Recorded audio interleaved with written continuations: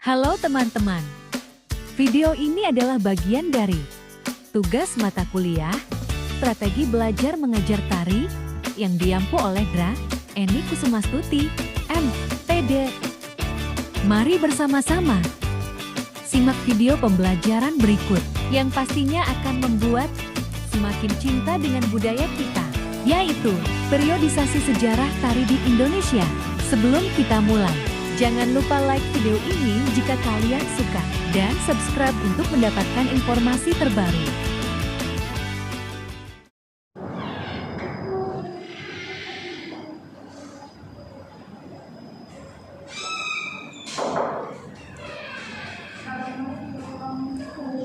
Salam.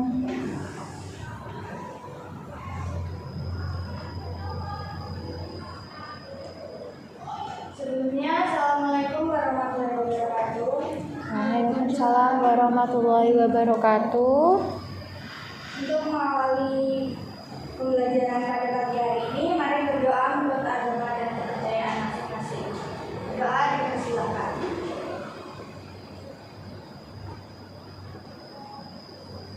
Doa selesai. Untuk hari ini, siapa yang tidak masuk? Banyak, Bu. Kenapa ya? Sakit.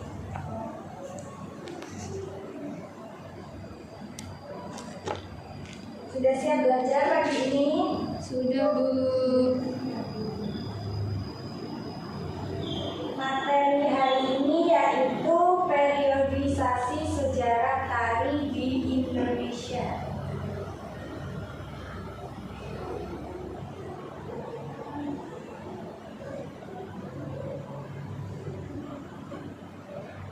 Simak video berikut.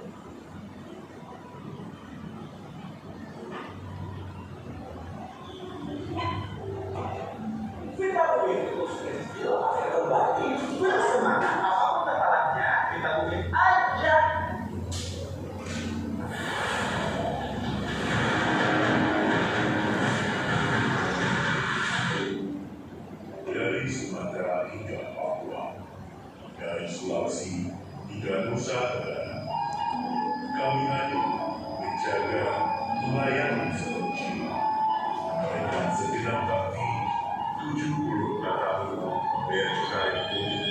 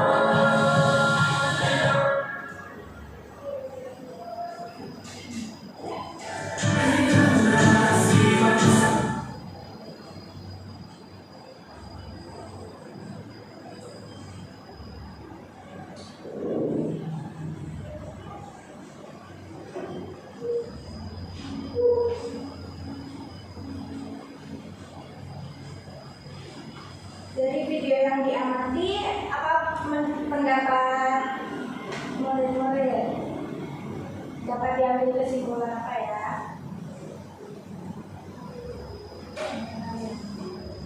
Tariannya beragam ya. Ya.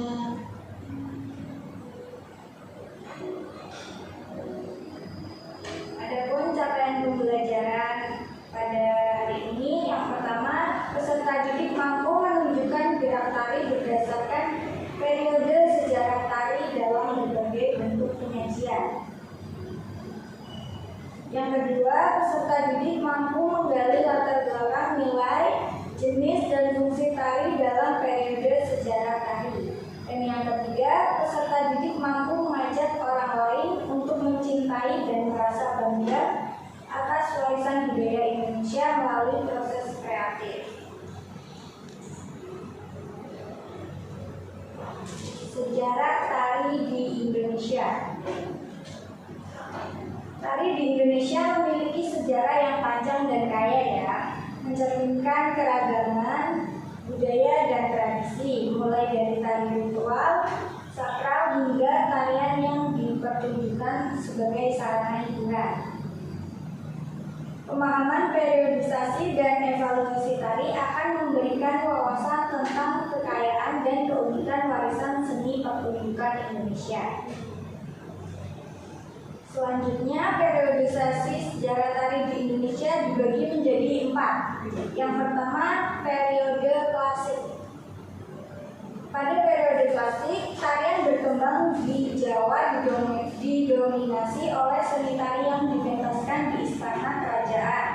Gerakan yang anggun, halus, dan terstruktur mencerminkan kemegahan dan kemakmuran kerajaan. Penarinya berasal dari kalangan bangsawan dan merupakan bagian dari upacara keagamaan maupun ritualisme. Tarian terkenal dari periode ini adalah tari budaya yang dipertunjukkan dalam acara penting di keraton seperti pelantikan raja atau pernikahan keluarga kerajaan. Itu gambar tari budaya ya. Selanjutnya, periode kolonial.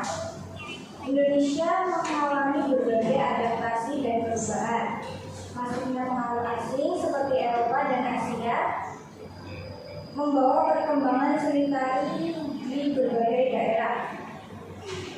Tari-tari tradisional mulai menciptakan hibridasi budaya yang unik seperti tari gambyong yang dipengaruhi gaya tari Belanda. Dalam menghadapi pengaruh asing, masyarakat Indonesia tetap menjaga tradisi tari lokal melalui pewarisan dari generasi ke generasi.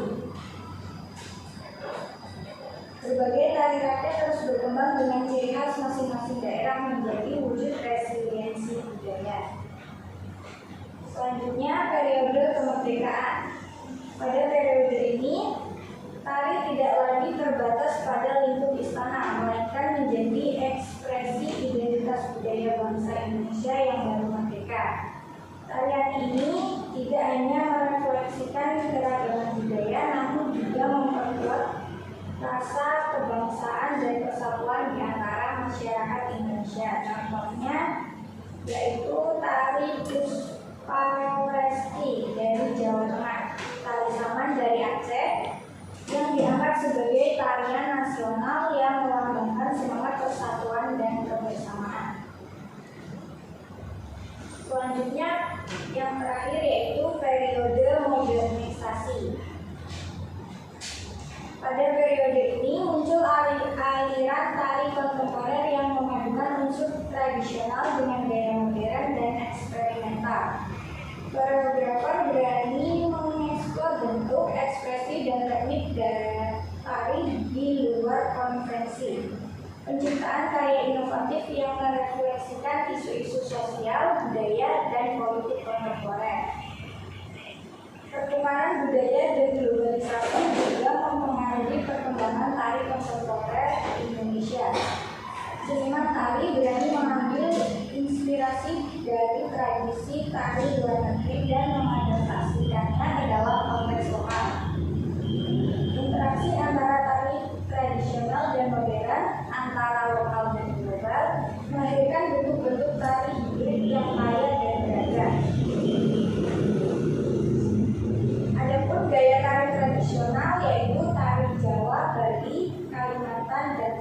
Sumatera. Tarian Jawa dikenal dengan keanggunan, kehalusan, kelemah lembutan. Gerakan yang lemah lembut dan penuh penghayatan mencerminkan filosofi masyarakat Jawa yang menjunjung tinggi nilai kesopanan serta budi pekerti yang baik. Adapun tari Bali dicirikan dengan semangat yang energik dan dinamis, gerakan cepat, lincah dan ekspresif, menggambarkan kepercayaan Bubu Bali yang dikenal dengan kostum dan tata rias yang mencolok. Tari Kalimantan terinspirasi dari alam, serta tarian ritual yang mencerminkan kepercayaan animisme dan dinamisme. Sedangkan tari Sumatera gerakannya terinspirasi dari aktivitas sehari-hari masyarakat, seperti bertani, menumbuk padi, atau beraktivitas di atas perahu. Peran tari dalam kehidupan masyarakat Indonesia. Tari menjadi bagian yang tak terpisahkan dari warisan budaya, ritual, dan penjelajahan seni. Tari tradisional berperan sebagai media untuk mengungkapkan kisah, filosofi, dan nilai-nilai yang telah diwariskan dari generasi ke generasi. Dalam konteks upacara adat dan ritual keagamaan, tari berperan sebagai alat untuk menjembatani manusia dengan dimensi spiritual. Tarian tradisional sering digunakan untuk memohon keberkahan, mengusir roh jahat, atau merayakan peristiwa penting. Tarian juga berfungsi sebagai wadah ekspresi diri, kreativitas, dan identitas budaya. Melalui tarian, masyarakat Indonesia dapat memelihara dan memperkuat jalinan sosial serta menyampaikan pesan-pesan yang relevan dengan kehidupan sehari-hari. Perkembangan pendidikan tari di Indonesia. Pendidikan tari di Indonesia menjadi lebih terstruktur dan akademis.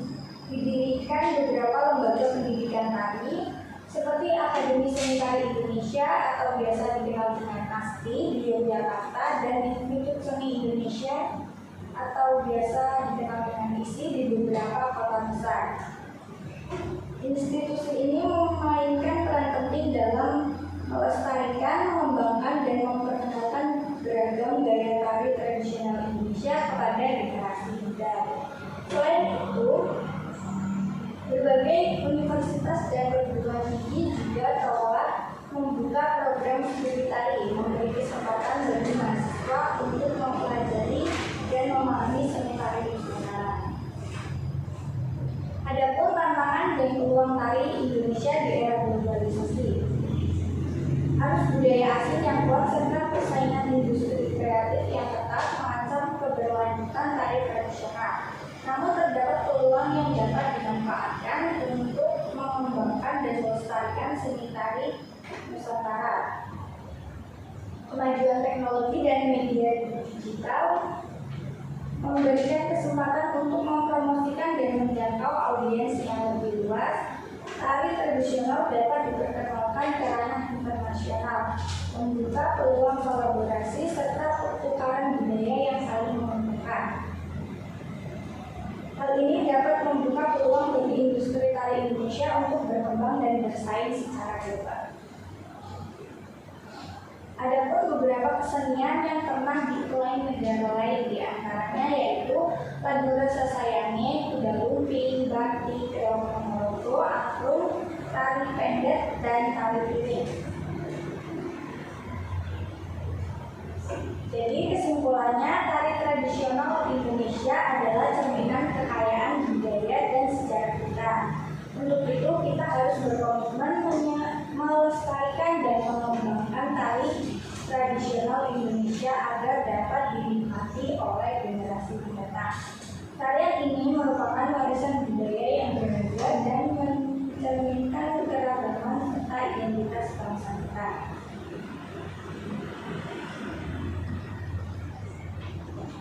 Selanjutnya, Ibu ada tugas kelompok ya.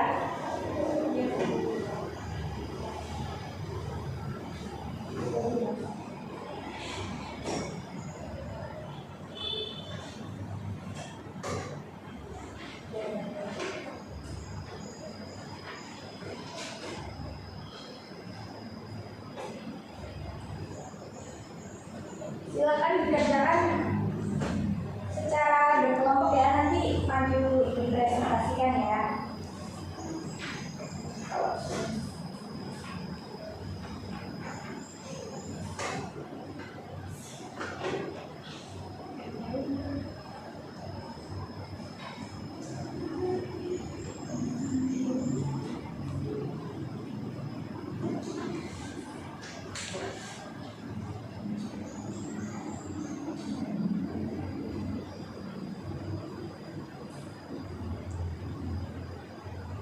Menghubungkan antara gambar dengan namanya.